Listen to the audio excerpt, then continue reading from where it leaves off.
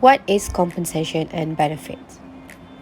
Compensation and benefit in HRM refers to salary, money, and non-monetary privilege. It provided to employees by the organization at their workplace. In general human resources terms, compensation is the benefit the employee receives in the rewards for exchanging the service he has provided to the organization. According to the daily order, compensation and benefit simply mean paying people for completing the task allocated to them. Furthermore, it plays a significant role in HRM to boost the overall performance and effectiveness of the employee working in their organizations. Meanwhile, benefits availed via settlement that keeps employees survive or retain for a long terms in their companies.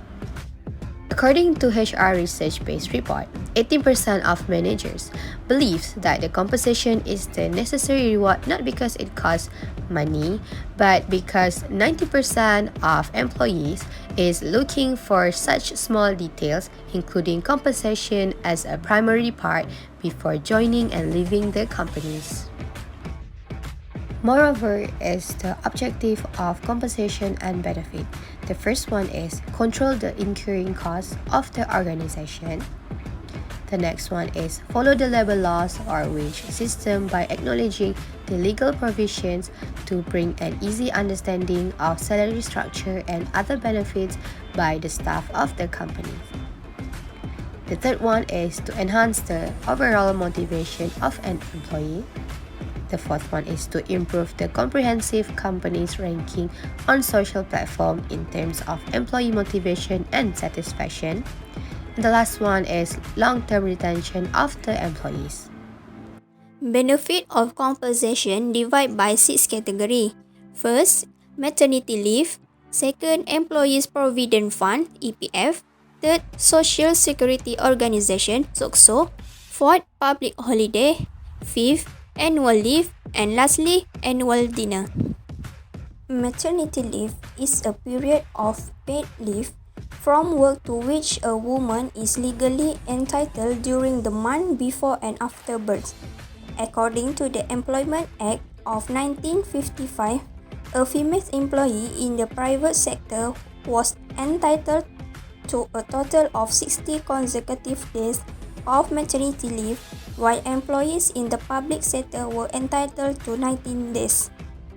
According to the Employee Provident Fund Act 1991, EPF is a retirement saving system for Malaysian employees who are required to pay EPF, in which the fund contribute are managed and invested according to simpanan konvensional or simpanan syariah. Under the Employee Social Security Act 1969, there are two schemes that govern cover, which is the Employment Injury Scheme, which cover employees against workplace accidents or disease, and the Invalidity Scheme, which ensure employees who are unable to work owing to an incurable or unlikely to be cured illness or death. Public holiday are non-working days that the Malaysian government formally grants to its citizens. In Malaysia, the allocation and dates of public holiday are governed by various state and federal law, such as Act 369, Holiday Act 1951, Sarawak Holiday Ordinance, and State of Sabah Holiday Ordinance. Annual leave is the minimum amount of paid days off per year that an employee is required to take. According to Section 60E subsection 1 of the Employment Act 1955, employee must have been working for at least 12 months with the same employer to become entitled to annual leave. Hello, my name is Sahila Binti Faudzi and I will explain about direct compensation. What is direct compensation? Direct compensation involves monetary payments to employee for time work or result obtained. Example of direct compensation components are hourly wages, salary, incentive, bonus, and commission. Hourly wages is the amount of money paid to an employee for every hours of work performed. A salary is the total fixed amount of money paid for an employee over a given period of time, generally a year or a month. Incentive compensation is a form of variable compensation in which a salesperson earnings are directly tied to the amount of product they sell, the success of their earn, or the organization's success. Examples of incentive are profit sharing, health and wellness, recognition and awards, professional development, and fund gift. A bonus is a financial compensation that is above and beyond the normal payment expectation of its recipients. Usually, bonuses may be rewarded by a company to reward good performance. Typical bonuses that a company can give employees include signing, referral, and retention bonuses. Lastly, commission. Commission is a form of variable pay remuneration for services vended or products sold. Function of commission is a common way to motivate and reward salesperson. Commission can also be designed to encourage specific sales behavior. The third compensation component is non-financial compensation. What is non-financial compensation? Non-financial compensation is any employee compensation that does not involve cash. Non-financial compensation, also known as non-monetary incentive. Many companies find creative ways to offer employee benefits that make them which is employee feel valued and appreciate. Often, this form of compensation can be a great method for establishing trust and loyalty between employer and employee. There are three types of non-financial compensation. First, we have recognition, then flexible, and lastly is developmental opportunities. For recognition, many employees prefer to be recognized by their employers for the hard work they complete. Employers can show gratitude for their employees in a number of ways, including offering bonus for effective performance, providing free meals to staff for a particular effort, hosting a company-wide holiday dinner after a large project completion, and more.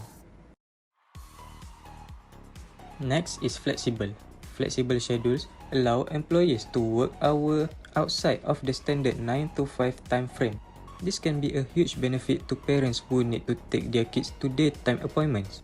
It also beneficial to employees who work best in the early morning or late evening, and others who might need time to attend to personal matters without having to take sick day off. Lastly is developmental opportunities. Employers can choose to provide developmental opportunities to employees.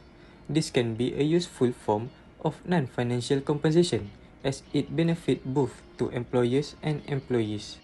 When employers offer opportunities for employees to develop their skills so they can continue to advance within the company, an employer also benefit from possessing more motivated and skilled employees.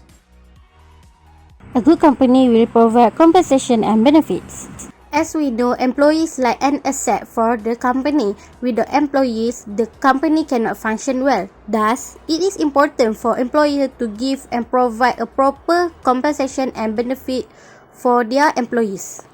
So, how compensation and benefit can positively affect the organization? For example, let's look at KPJ Medical Center.